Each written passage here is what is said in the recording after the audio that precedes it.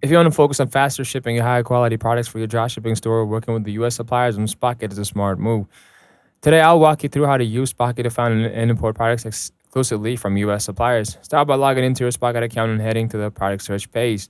The filter for US suppliers only use a location filter and select the United States. This narrows down your search to suppliers based in the US, which means faster shipping times, usually between 2 to 5 business days.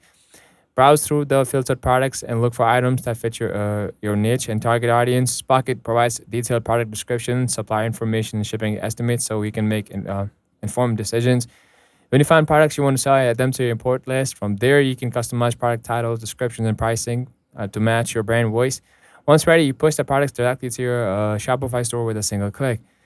Focusing on US suppliers helps you provide a better customer experience with quicker deliveries and easier returns, which can boost your store's reputation and increase sales.